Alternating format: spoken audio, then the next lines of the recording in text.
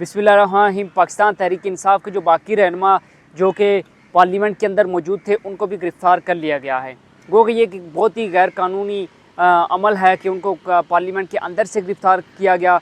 लेकिन दूसरी जानिब अगर मैं बात करूँ जो वज़ीर आला खैबर पख्तूनख्वा हैं अली अमीन गंडापुर साहब, तो इस वक्त उनके भाई जो फैसल अमीन हैं उन्होंने एक ट्वीट किया और उन्होंने बताया कि जो वज़ीर आला खैबर पख्तूनख्वा हैं वो पेशावर पहुँच चुके हैं, वो अपने घर में वापस पहुँच चुके हैं। अब आज खैबर पख्तूनख्वा असम्बली का जो इजलास है वो भी तलब कर रखा गया है, तलब किया गया है। एक हंगामी इजलास है। अब देखना यह है कि इजलास का चूँकि एजेंडा अभी तक जारी नहीं किया गया, तो इजलास क्योंकि काफ़ी बार मुलतवी भी होता रहा इससे पहले, तो आज के इजलास में क्या होता है, क्या कोई मोशन लाई जाती है, जो ये सब हुआ। क्योंकि पाकिस्तान तहरीक इंसाफ के हमने देखा कि सबसे पहले जो शोएब शाहीन थे पाकिस्तान तहरीक इंसाफ के रहनुमा, उनको गिरफ़्तार किया गया। उसके बाद बैरिस्टर गौर जो चेयरमैन PTI हैं उनको गिरफ़्तार किया गया।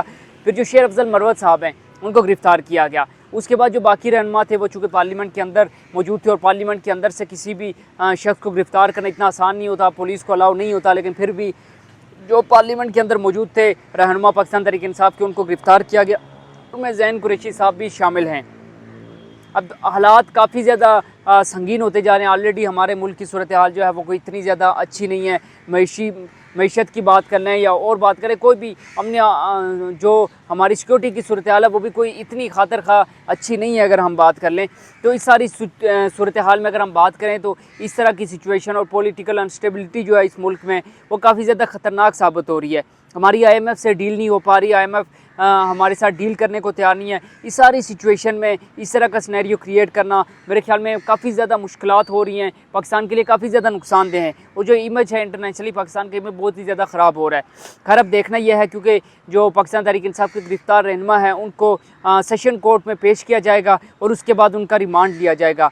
अब देखते ये हैं कि जब उनको सेशन कोर्ट में पेश किया जाता है, क्योंकि एक नया कानून जो जलसे से एक दिन पहले सदर पाकिस्तान जनाब जो जरदारी साहब थे उन्होंने उसको उस पर साइन किया था और वो बाकायदा तौर पर बिल जो था वो कानून बन गया था, उसके तहत इनको गिरफ़्तार किया गया है। अब देखना यह है कि जब उनको सेशन कोर्ट में पेश किया जाता है तो आया उनका जिस्मानी रिमांड मंजूर होता है या जो उनको रिहा कर दिया जाता है। लेकिन ज़्यादा चांसेस ये हैं कि उनको जुडिशल रिमांड पर जेल भेज दिया जाएगा।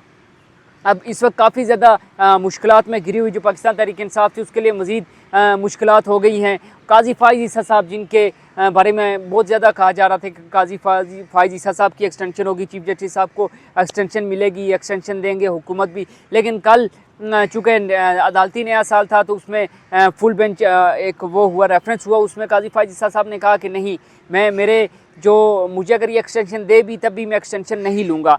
तो ये जो एक्सटेंशन वाली खबरें हैं मेरे ख्याल में ये भी काफ़ी ज़्यादा अफवाहें जो थी वो दम तोड़ती नज़र आ रही हैं। लेकिन अगर काजी फ़ाइज़ ईसा साहब को एक्सटेंशन नहीं मिलती और वह एक्सटेंशन नहीं लेते बकौल उनके, तो जो आने वाले चीफ जस्टिस हैं जस्टिस मंसूर अली शाह, वो कहा यह जा रहा है कि पाकिस्तान तहरीक इंसाफ के लिए काफ़ी ज़्यादा सूदमंद साबित होंगे। चूँकि जो पाकिस्तान तहरीक इंसाफ है वो ये इल्ज़ाम लगा रही है कि जो काजी फ़ाइज़ ईसा साहब हैं वो उनके मुताबिक पाकिस्तान तहरीक इंसाफ के मुताबिक जो काजी फ़ाइज़ ईसा साहब हैं वो जानिबदार हैं, वो कोई भी फैसला पाकिस्तान तहरीक इंसाफ के हक़ में आना हो वो उसको उनके हक़ में नहीं देते। बहरहाल ओवरऑल सिचुएशन अब तक की यही थी। अगली वीडियो तक के लिए मुझे दीजिए इजाज़त। अल्लाह हाफ़िज़।